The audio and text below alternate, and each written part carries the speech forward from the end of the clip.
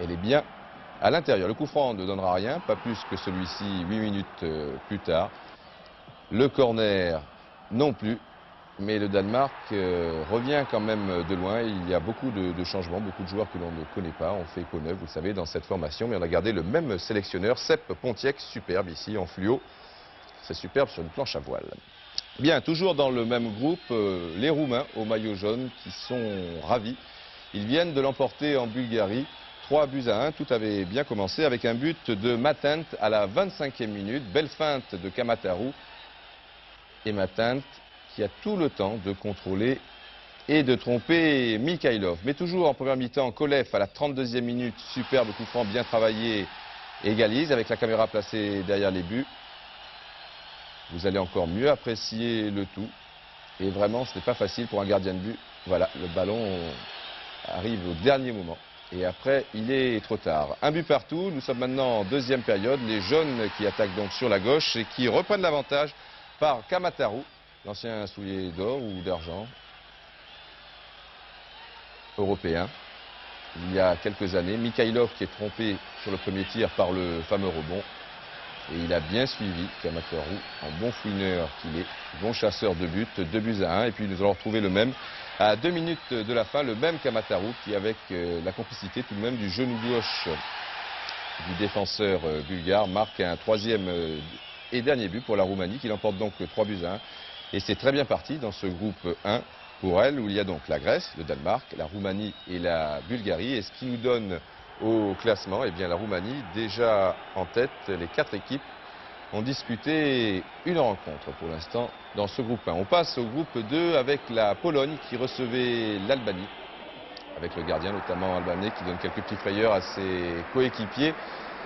L'Albanie qui est une équipe assez redoutable, assez délicate à manœuvrer, toute proportion gardée bien sûr, qui avait fait match nul il y a quelques années par exemple en éliminatoire de Coupe du Monde contre la RFA et qui réalise de bons résultats. Et si elle est battue, c'est souvent d'extrême justesse. Vous reconnaissez Smolarek, toujours aussi souple et pourtant plus tout jeune. Et c'est vrai, ça vous le remarquez aussi, que la Pologne a assez nettement dominé, notamment dans la première mi-temps. Mais il y a toujours les fameux petits contres qui peuvent faire beaucoup de mal.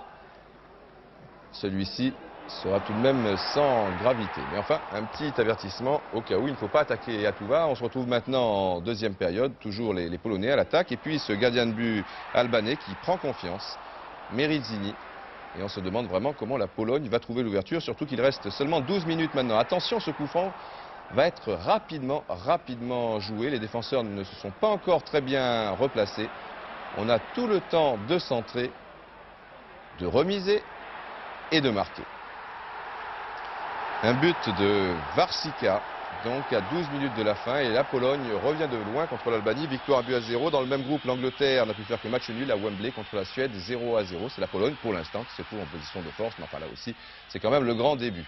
Il est bougon, il est toujours bougon, monsieur Lobanowski. Il faut dire que son équipe est toujours tenue en échec sur sa pelouse ici, mais elle ouvre la marque à la 45e minute, à la 46e minute. Nous sommes en deuxième mi-temps par Mikhailichenko. C'est contre l'Autriche que ça se passe. On retrouve Kydia Toulin.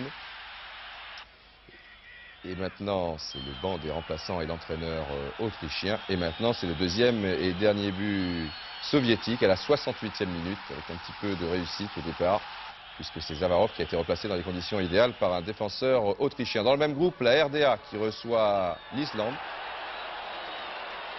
Football délicat à manœuvrer également, on l'a constaté avec l'équipe de France, avec Monaco aussi récemment en Coupe d'Europe. Mais enfin, délicat ou pas, il y a Tom qui ouvre la marque à la 34e minute. Et là aussi, toujours précieux, ces caméras placées derrière les buts. Il y a un joueur est-allemand qui a fait le ménage. Alors après, ça tire à tout va. Mais il y a le gardien islandais qui est visiblement en état de grâce. Et à la mi-temps, eh bien, toujours le score d'1-0. L'arbitre est ravi. Le petit lapin aussi se fait expulser, le malheureux, comme Johnson à la 71e minute. Donc 19 minutes à 11 contre 10. Et menant déjà à la marque 1-0. On ne voit pas comment la RDA pourrait se faire rejoindre. Il faudra quand même pas être trop maladroit. Mais nous allons retrouver Tom qui marque son deuxième but. Score final 2-0 à 2 minutes de la fin. La grande vedette du football est-allemand, Tom, à ne pas confondre avec Olaf Thon, Joueur ouest-allemand que l'on retrouvera tout à l'heure avec un long résumé de RFA Pays-Bas. Voici le groupe 3. L'URSS qui a un match en plus que la RDA. Ça devrait se jouer entre la RDA et l'URSS. Un petit peu plus de mon côté, disait le gardien de but, mais ça ne sert pas à grand chose. Ça attendait peut-être un tir du droit, finalement c'est un gaucher. Il s'agit de la rencontre Pays de Galles-Finlande et c'est Ukkonen qui a ouvert la marque à la 8e minute. On marque beaucoup de buts sur coup de pied arrêté. Vous le savez, dans les rencontres de ce niveau, il n'en revient pas, tonton, là. Mais il y a une faute, enfin, c'est plutôt moins ce qu'estime l'arbitre, et donc un pénalty et une égalisation de Sanders à la 24e minute. Donc le Pays de Galles égalise contre la Finlande. Une bonne occasion ici avec Hughes à la suite d'une remise de Rush, mais c'est la transversale et finalement nous en resterons là sur cette action, pas dans cette partie, car il va se passer encore beaucoup de choses. Toujours le Pays de Galles en attaque et à la suite de ce centre de Sanders, c'est vraiment joué à une touche de balle, c'est superbe. Et bien c'est Latinen qui a marqué contre son camp à la 40e minute. En fait tout s'est joué en première mi-temps puisque 5 minutes plus tard, mais cette fois de l'autre côté, regardez une très grossière erreur de la défense galloise qui profite à Paat Telenen. 45e minute, donc 2 buts partout. Nous en resterons là. Non, regardez la deuxième mi-temps.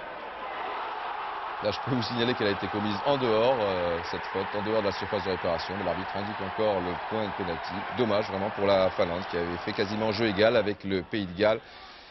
Attention, Sanders, le spécialiste. Eh bien non, eh oui, Atunen est parti du bon côté cette fois-ci. Score final 2 buts partout. Bravo, effectivement. La Finlande qui est malheureusement quand même mal classée. RFA Pays-Bas. Tout à l'heure dans la deuxième partie de Téléfoot, ce match au sommet du groupe 4. On laisse tomber le groupe 5, il s'agissait du groupe de l'équipe de France. Et nous passons directement au groupe 6. Pas beaucoup d'ambiance là, avec Lajos Detari, remarquable technicien. Ça vient un peu pousser, même si on entend notre confrère hongrois qui parle derrière, c'est pas grave. Ça fera plaisir à Pierruc. C'est mieux, je préfère qu'il y ait de l'ambiance, même s'il y a quand même quelqu'un qui parle un petit peu derrière. Voilà, c'est pas bien méchant. Là, ça aurait pu l'être avec Detari et le deuxième, alors que le gardien était à l'opposé, qui a complètement raté. Il avait 7,32 m, enfin disons 7,31 m, puisqu'il y avait le gardien quand même de l'autre côté. Et la Hongrie, il faut le reconnaître, a eu beaucoup de mal devant l'Irlande du Nord. Et à 5 minutes de la fin, vous voyez, il y a beaucoup de buts qui sont marqués dans les 5-6 dernières minutes. Il est ravi, le commentateur. Nous aussi, enfin, ni plus ni moins, on aime bien les Irlandais aussi. But de Vince à la 85e minute. Et bonne petite affaire pour la Hongrie. Mais il était temps, un tir qui ne paie pas de mine. Le gardien était peut-être masqué, il est parti bien tard. Irlande du Nord en tête devant la Hongrie, mais 2 matchs en plus quand même sur la Hongrie. Maintenant, je laisse la parole à Arsène Vaillant, notre confrère belge, qui a toujours autant d'enthousiasme lors de ses commentaires. Regardez, c'est super, Belgique-Suisse. Allons-y, Arsène. Tous les Belges à l'attaque, Chifo toujours, c'est bien joué. Tout vient de Enzo pour le moment. Chifo à Emers, Emers à Chifo, c'est bien joué. Un centre de Chifo comme tout à l'heure. Et encore Vervoort qui est là, le même crochet sans doute. Oh non, il a voulu donner, oui, il l'a bien fait. Et un tir. Ah. Grune vers son capitaine Keulemans. Un centre de Grune, toujours au deuxième poteau. Oh là là, troisième occasion. Les Belges maintenant toujours avec Van der Elst, Chifo. Tir de Chifo. Oh le bon tir de Nilis. S'arrête très près, il part bien centré, c'est bien. Vervoort. Oh c'est pas but, ce n'est pas vrai. Oh quelle occasion encore pour Vervoort. Mais une magnifique parade d'Aguitei. Ça arrache les cheveux, ça arrache les cigares. Emers à Chifo. Vas-y Enzo. On vient pas d'aider, vous voyez, porteur du ballon n'est pas secouru. Voilà maintenant, Grune. Grune qui va centrer, centre, brossé de Grune. Une tête de Vervoort, et c'est but. But de Vervoort. Oh le beau but. On l'attendait ce but, et nous le méritons. Emers qui a donné à Van der Elst, c'est bien joué pour Keulemans, une ouverture de Keulemans. Un centre de Keulemans, une tête, oh, que c'était bien joué Enzo. Oh là là là là là là. Oh là là là là là là. Toujours 1-0. Van der Elst. Oh là là, ce n'est pas vrai. Ce n'est pas vrai, attention. Attention à ce Turkistan. Oh Gilbert. Oh bravo Gilbert Baudard qui est sorti devant ce Turkilman. c'est la première sortie de Gilbert, mais combien elle est précieuse. Attention, coup franc. On aurait pu gagner ce match par 5-0. Et vous vous rendez compte que sans cette sortie de Gilbert Baudin, c'était peut-être un 1. Et ça n'est pas peut-être fini. Attention, encore un tir, Gilbert encore. Oh. Ah, l'arbitre s'approche du ballon. Je crois qu'il va le demander pour siffler la fin. Oui, c'est la fin. Oh, merveilleux. Ouh là là, mais ce n'est pas vrai, ce n'est pas vrai. Ah là là, Gilbert, merci Gilbert, c'est beau d'avoir enthousiasme, c'est beau d'aimer ce que l'on fait, c'est beau d'être passionné, merci pour tout Arsène. Et maintenant, voilà, on a fait le point sur le groupe 7, c'est la mi-temps. Dans la deuxième partie de ce téléfoot, un reportage sur Újpest Dózsa, vous n'avez pas remarqué, mais derrière moi, c'était la Hongrie, c'est très joli. Il y aura également la rétrospective, puis on reviendra sur le match au sommet de cette soirée, enfin je dis européenne, mais c'est éliminatoire Coupe du Monde, vous avez compris. Donc entre la RFA et les Pays-Bas, à tout de suite. Donc juste après une petite page de publicité.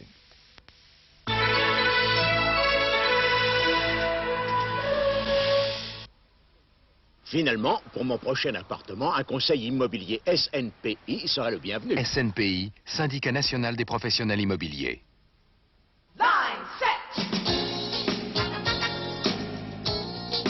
Line set. Yeah. Line set.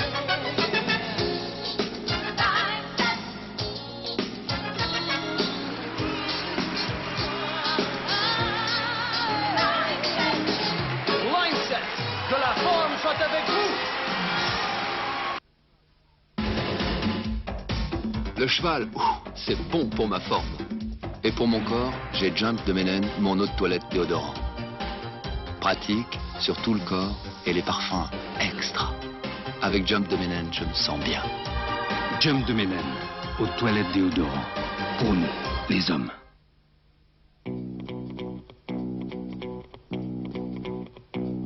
Quand il est arrivé dans une 205 junior, on a tout de suite pigé qu'il était vraiment le plus fort. Avec ses sièges en jean et puis ses bandes latérales, pour nous piquer toutes nos copines, il n'a pas eu de mal. Hé Bob, tu connais le prix? 205 junior, 47 900 francs. Voici la plaquette Lubrastrip de Gillette Contour Plus.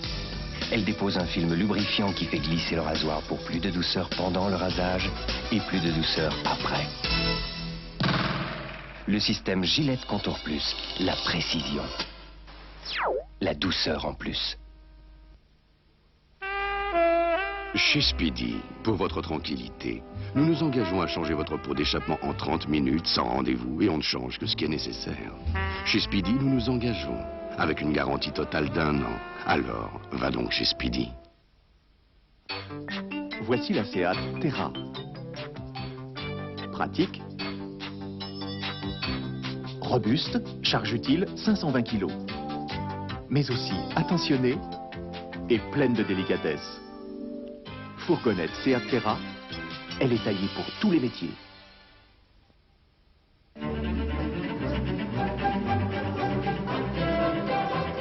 Ces hommes et ces femmes sont des bâtisseurs.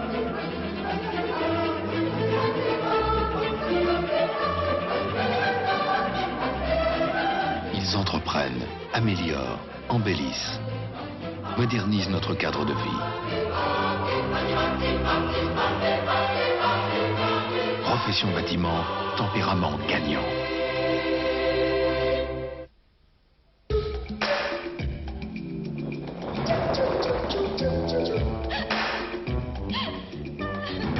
Entrez.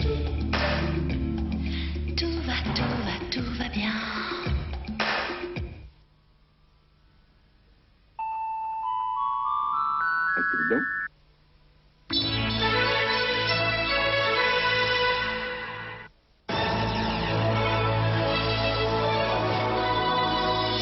Dimanche, le professeur Jean Bernard sera l'invité de 7 sur 7. Académicien, chercheur, président du comité d'éthique, c'est-à-dire réfléchissant aux conséquences morales de l'évolution de la médecine, le professeur Jean Bernard regardera la semaine en chercheur dépassionné. Ce que pense Jean Bernard du Nobel, de la grève des infirmières où ce qu'il attend des hommes politiques sera au cœur de l'émission. Jean Bernard, Anne Sinclair, 7 sur 7 sur la Une.